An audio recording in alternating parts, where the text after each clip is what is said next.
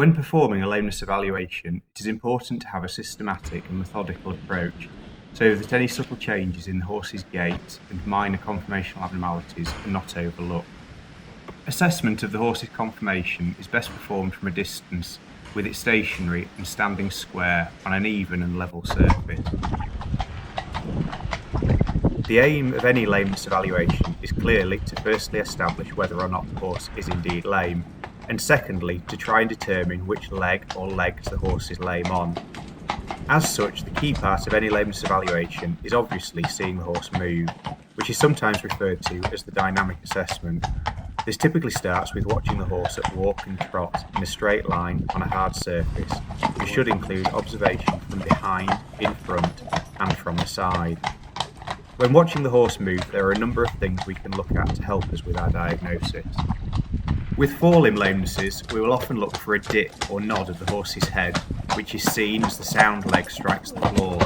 The logic here is that the horse is actually lifting its head and trying to throw some of its weight backwards when the lame leg hits the ground, but for most people it's often easier to see the head nod back down as the sound leg is loaded. Horses with hind limb lameness often appear unlevel through the hind quarters when watched from behind. This is seen as an increase in the vertical movement of the pelvis on the side of the lame leg and is often referred to as hip height. Sticking small pieces of white tape to either side of the pelvis can help detect asymmetrical movement in this region. Sometimes we'll use flexion tests as part of the lameness exam. These involve flexing the leg for 30 or 40 seconds before then watching the horse trot away. Exacerbation of lameness following flexion can be an indication of underlying joint disease.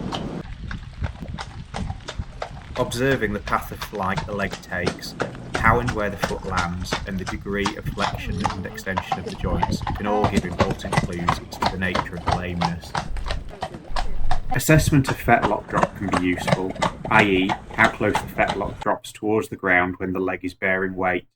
In general, the fetlock joint of the sound leg drops lower than on the lame leg. Sometimes we'll have a strong suspicion of the cause of lameness just from these detailed observations of the horse. However, this is often just the starting point, and